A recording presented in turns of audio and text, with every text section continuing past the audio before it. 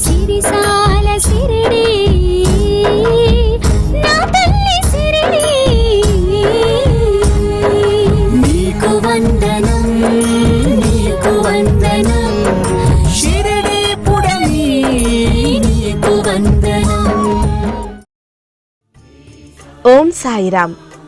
షిరిడి సిరులు కార్యక్రమంలో సాయినాథుని పాదధూళితో పవిత్రమైన దూప్ఖేడా గ్రామం గురించి మనం తెలుసుకుంటున్నాం.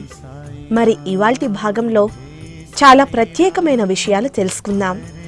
సాయినాథుని పాదధూళితో పునీతమైన దూప్ఖేడాకు మరో ప్రత్యేకత కూడా ఉంది. ప్రపంచంలో ఎక్కడా లేని విధంగా సాయి గణేశ మందిరం దూప్ఖేడాలో కొలువైంది. సాయి సచ్చరిత్రకు దూప్ఖేడా నుండే నాంది ప్రస్థానమైనందున అన్ని గణాలకు అధిపతి అయిన గణేశుని రూపంలో సాయినాథుడు ఇక్కడ కొలువైనట్లు మనకు కనిపిస్తుంది.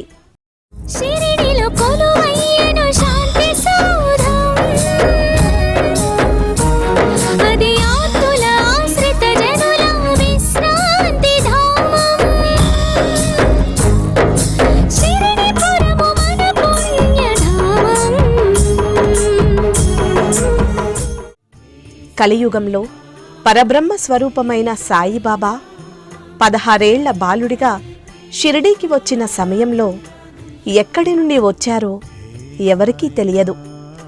రెండవసారి షిరిడీకి వెళ్లడానికి దూప్ఖేడా అనే గ్రామాన్ని ఎంచుకొని పావనమైన సాయి అవతార కార్యానికి నాంది ప్రస్థానమైంది దూప్ఖేడా గ్రామం.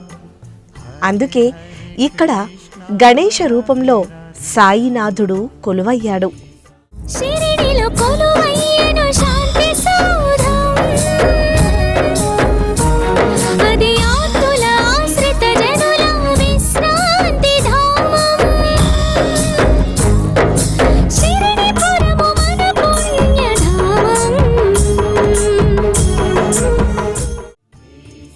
తాను చేయదలుచుకున్న పనులకు ఒక్కొక్కసారి ఒక్కొక్కరిని ఎంచుకుంటారు సాయిబాబా. ఇలా దూప్ఖేడాలో తన సేవా కార్యక్రమాలను నిర్వహించడానికి 16 ఏళ్ల క్రితం ఓ వ్యక్తిని సాయిబాబా ఎంచుకున్నారు. ఆ వ్యక్తిది ఆ ఊరు కాదు, ఆ ప్రాంతమూ కాదు, అసలు ఆ మాటకొస్తే ఆ రాష్ట్రమూ కాదు. ఎక్కడో సుదూరాన ఉన్న హిమాచల్ ప్రదేశ్.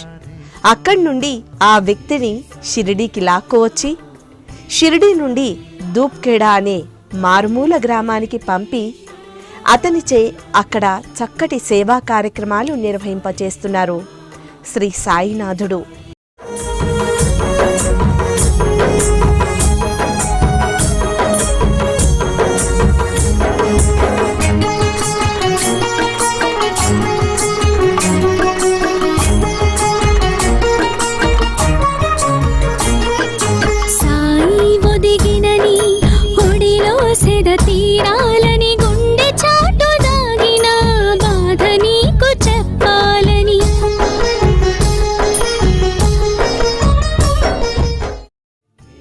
సాయి సచ్చరిత్రలోని 5వ అధ్యాయంలో దూప్ఖేడా గ్రామం గురించి చదివిన శ్రీ బల్దేవ్ భారతి దూప్ఖేడా గ్రామాన్ని అన్వేషిస్తూ 1997వ సంవత్సరంలో దూప్ఖేడాకు చేరుకున్నారు.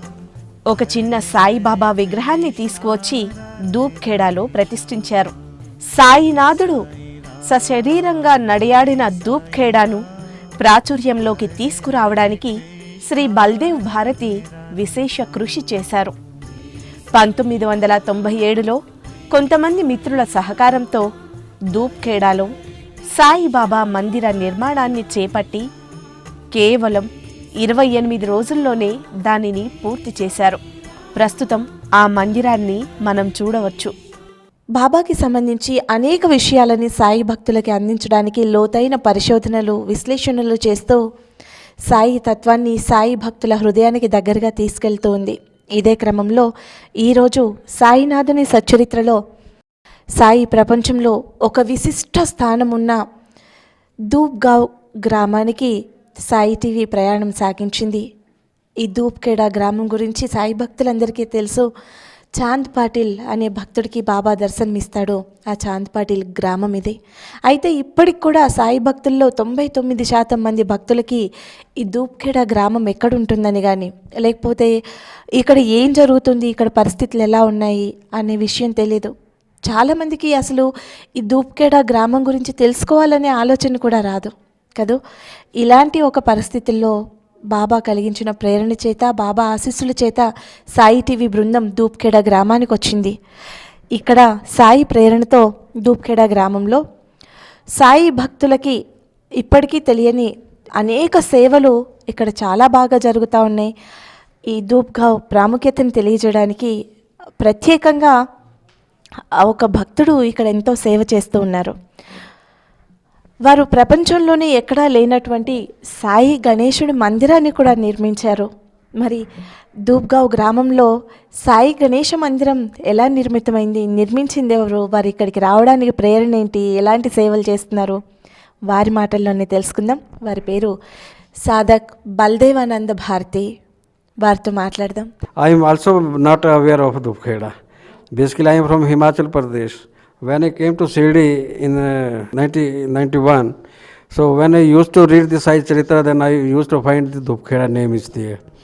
So anyway, in 97, one of my friend, or you can say the Sai devotee from Chennai, Swami Sai Ravichandran, who brought me here.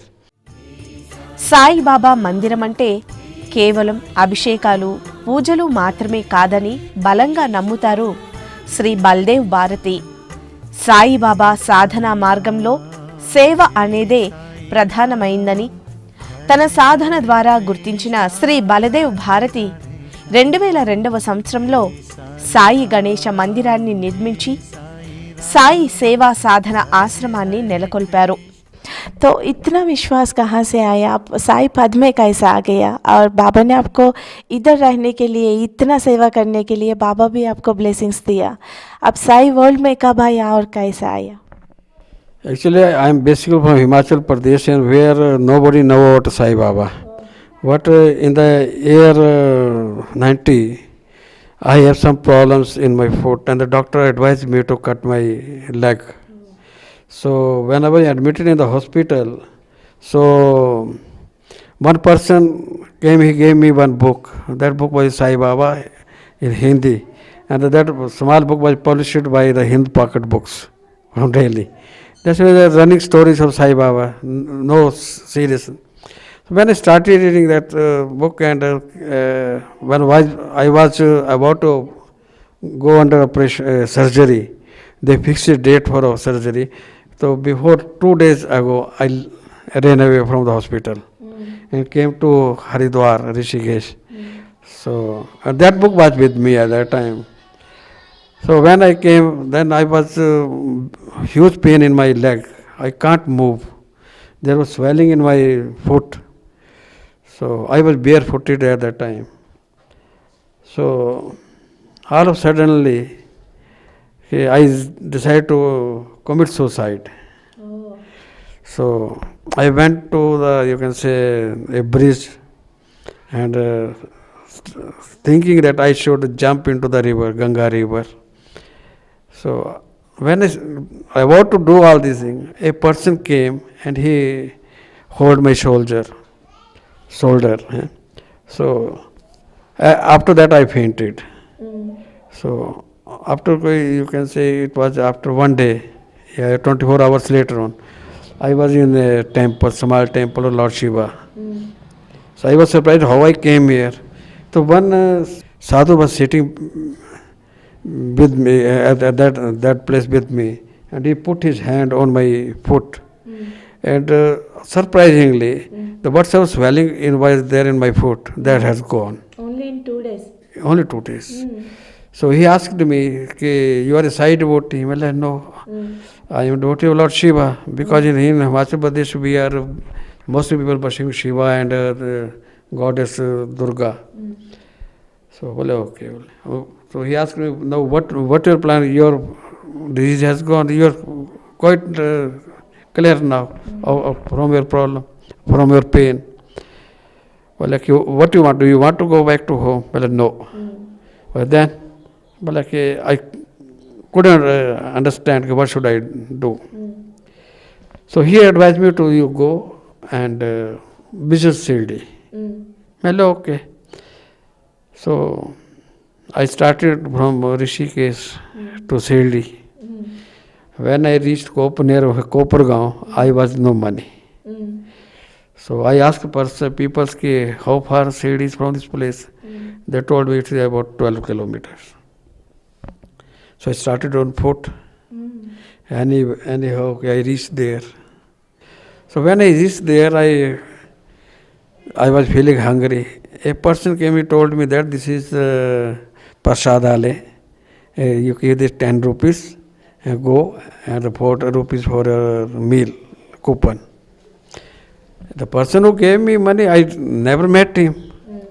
So when I look back, there was nobody. He disappears. Only 10 rupees note was in my hand.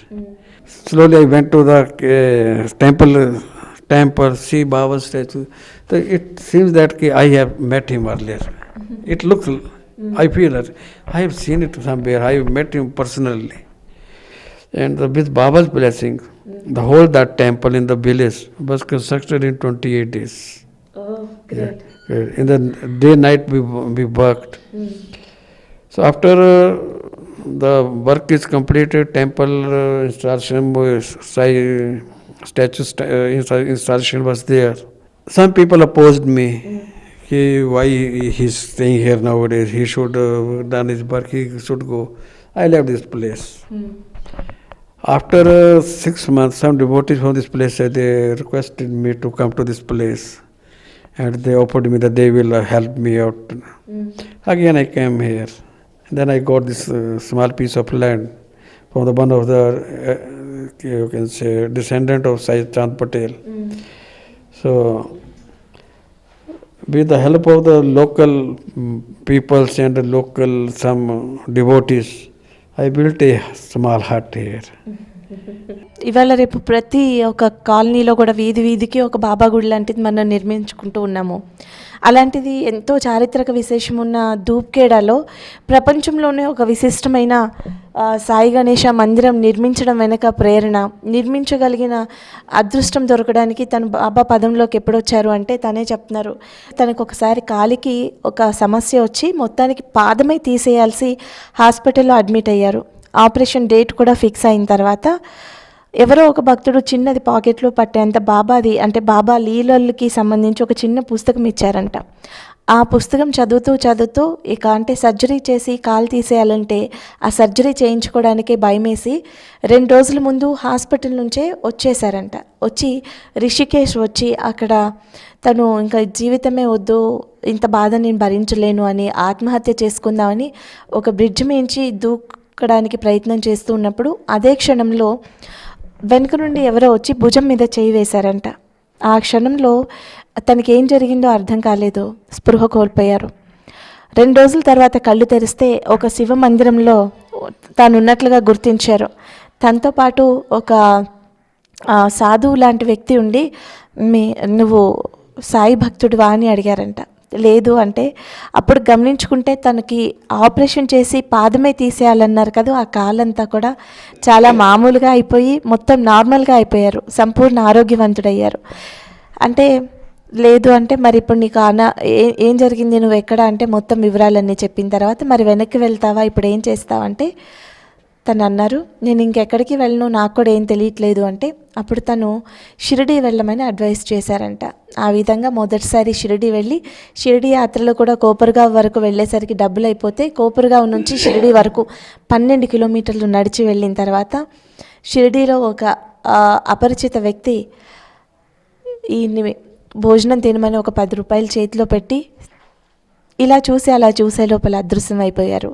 అప్పటి నుంచి షిరిడీలోనే లెండిబాగ్లో సాధన చేసి ఒక సాయి భక్తుని ప్రేరణ, సాయినాథుని ఆశీస్సులతో ధూప్గా వచ్చి ఇక్కడ ఒక మందిరం నిర్మించి ఈరోజు ఎన్నో సేవలు చేస్తూ ధూప్గావ్ గురించి ప్రపంచానికి సాయి భక్తులకి తెలియజేయడానికి ఎంతో ప్రయత్నం చేస్తూ ఉన్నారు. సాయి సేవా సాధనాశ్రమం ద్వారా విద్య, ఆరోగ్యం, ఆధ్యాత్మిక వికాసం వంటి కార్యక్రమాలు నిర్వహిస్తున్నారు. సాయినాథుని పేరు మీద వీధికొక గురువు పుట్టుకొస్తున్న ఈ రోజుల్లో కేవలం తాను సాధకుణ్ణి మాత్రమే అని చెబుతారు శ్రీ బలదేవ్ భారతి. సాయిబాబానే జగత్తుకు సద్గురువని, ఆయన తర్వాత ఏ ఉపగురువుకు స్థానం లేదంటారు శ్రీ బలదేవ్ భారతి. మంత్రాలు, ఉపదేశాలు ఇచ్చే గురువులకు సాయి మార్గంలో స్థానం లేదంటారు.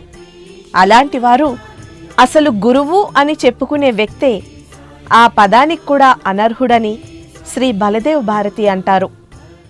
एक्चुअली मंदिर बोले तो भगवान का मूर्ति रहता है.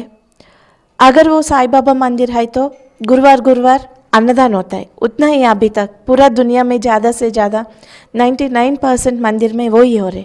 लेकिन अब तो इतना छोटा गांव है दूब गांव, इधर बहुत बढ़िया फैसिलिटीज़ बना रहे और अच्छा भी बना रहे. इतना प्रेरणा और इंस्पिरेशन. और what are your future plans? Actually, in the year 2000, when I started established this ashram with the sole objectives of seva, sadhana, andanam, arogya, and sarvdharma sambhav, means communal harmony. So, at that time, we decided that we will do everything here to serve the Sai devotee, visiting Sai devotees, to cater all their needs, to help the poor and downtrodden people of the surroundings area, because this is a very remote area. There was no, you can say, medical facilities, no road, no, not even there is any, you can say, tea stall or a hotel in this village till now. So when devotees came from outside and they come here, so we think that we must provide them at least the basic amenities, the food, shelter. They can come and stay there. With our limited resources, we are serving them. And secondly, andanam, for andanam, we are arranging andanam for the 24 hours. Whenever any devotee come here, so we provide him at least whatsoever prasad, meal we can give, we can provide it. We are providing it with the generous help, cooperation from some Sai devotees. People used to request me to give them Guru mantra, like this. That is not my fault, because still Baba is there. Sai Baba has not gone anywhere. Sai Baba is there. Sai Baba is my master. Okay? How, if a master is there, how can a servant of a person or a master, he can become a guru? When my guru is there, everybody's guru, not mine guru also. In future also, we are planning to establish such a center like Sai Baba Adhyatmik Shikshan Shodh Kendra. You may see Sai Baba Spiritual Learning Research Center in Dhupkheda. What made you to build Sai Ganesha temple? Maybe it is the one and only temple in the world, Sai Ganesha temple. What inspired? Actually, Sai Baba started his journey from Dhupkheda. Mostly in Maharashtra, where I am staying there, people are worshipping Lord Ganesha. So it came to in my mind that this unique temple should be here, because there was already one temple in the Dhupkheda. Sai temple was there. I wanted something new. So in the year 2000, December, I went to Shirdi. I was sitting in the Lendi Bagh. In the night, a small boy, about 11 years old, he came there. He gave me a photo. That photo was like this. The ideal of Sai Ganesha. So I think that this is a Baba's verdict that I should make temple like this. So we constructed this temple, this murti. When we approached the sculptor in Jaipur and gave him that photo that I want this type of Baba statue, he was surprised that nobody come here to build this temple. So because I think that it's Baba's will, he wanted to come here in the form of Ganesha. So that's why we have built this Sai Ganesha temple. Shri Baldev Bharati గారి నేతృత్వంలో నడుస్తున్న సాయి సేవా సాధనాశ్రమంలో ఎంతో ప్రశాంతమైన ఆధ్యాత్మిక వాతావరణం ఉంటుంది. ఆశ్రమంలోకి ప్రవేశించగానే మొదట సాయి గణేష్ ఆలయం దర్శనమిస్తుంది. గణేశుడి రూపంలో ఉన్న సాయిబాబా చక్కటి ప్రశాంతతతో దర్శనమిస్తారు. సాయి గణేష్ మందిరం పక్కనే షేగావ్ గజానన్ మహారాజ్, సాయిబాబా, అక్కలకోట మహారాజ్ మూర్తులతో ఉన్న ధ్యాన మందిరం ఉంటుంది. ఇందులో గురుచరిత్ర వంటి ఆధ్యాత్మిక గ్రంథాల పారాయణం నిత్యం కొనసాగుతుంది. ఇక మందిరం బయట విశాలమైన సభా ప్రాంగణంలో చాంద్ పాటిల్కు సాయిబాబా దర్శనమిచ్చిన మామిడి చెట్టు నమూనా, దాని కింద సాయిబాబా, చాంద్ పాటిల్ కూర్చొని ఉన్న సజీవ దృశ్యం దర్శనమిస్తుంది. ఆ దృశ్యాన్ని చూస్తుంటే ఇప్పుడు చాంద్ పాటిల్, సాయిబాబా అక్కడ కూర్చొని సంభాషిస్తున్న అనుభూతి కలుగుతుంది. అంత సుందరంగా, సజీవంగా, రమణీయంగా ఉంటుంది ఈ దృశ్యం. షిరిడిలో కొలువయ్యను శాంతి సౌధం, అది ఆర్తుల ఆశ్రిత జనుల విశ్రాంతి ధామం. షిరిడిపురము మన పుణ్యధామం.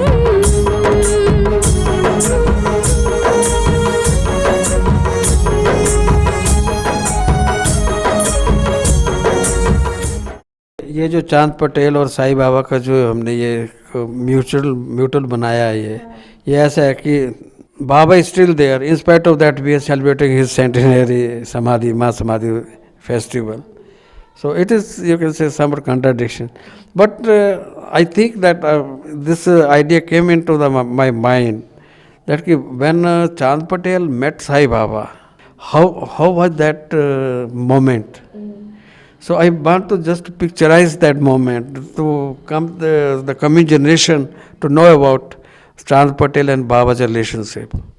So people will know that if they come to Dukheda, okay, the Chand Patel was from Dukheda. Chand Patel, Sai Baba spent some time with Chand Patel's family.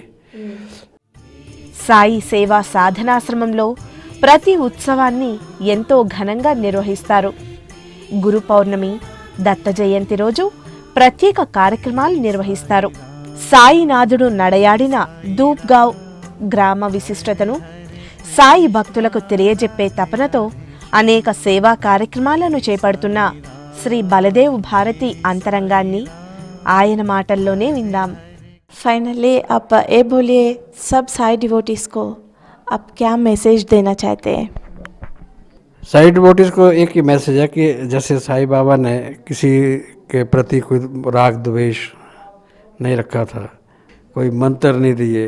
Sai Baba ने सिर्फ यही बतलाया कि श्रद्धा और सबूरी, ये बाबा के दो ऐसे मंत्र हैं, अगर इनके ऊपर आप चलोगे तो that is the biggest, you can say, service to humanity. And सबका मालिक एक मीन्स कि all the gods are one. There is no difference between whether I am Hindu or Muslim or Sikh or Isai. In the Baba's eyes, all are equal. So I would only like to tell everybody that respect everybody, love everybody. You don't keep any, you can say, misconception about any person. किसी भूखे को अगर एक समय अच्छी तरह से खाना खिला सके, प्यासे को पानी पिला सके, बीमार की सेवा कर सके, ये तो सभी कॉमन हो गया. लेकिन ये कि जो कुछ करना है that should be from heart. So మనకి బాబా 100 సమాధి ఉత్సవాలు దగ్గర అవుతున్న సందర్భంలో మనకి ఏం చెప్తున్నారంటే, సాయి భక్తులందరూ కూడా సమాజంలో ఆకలి దుఃఖం అనేది లేకుండా ఒకరికొకరు సహాయం చేసుకుంటూ సమాజం అంతా సుఖ సంతోషాలతో ఉండాలనేది తన కోరిక అని తెలియజేస్తున్నారు. అలాగే నిజంగా కూడా చాలామంది సాయి భక్తులకి ఉంటుంది, చరిత్రలో మనం చదువుతూ ఉంటాం కానీ అక్కడికి ఎవరు తీసుకెళ్తారు, ఎలా వెళ్తాము, వెళ్తే అక్కడ మనకు ఉండటానికి ఉంటుందా, ఇప్పటికీ షిరిడి వెళ్తేనే అక్కడ మనకి ఎక్కడ ఉండాలి, ఎలా దర్శనం చేసుకోవాలి తెలియని భక్తులు ఈ రోజుకి చాలామంది ఉన్నారు.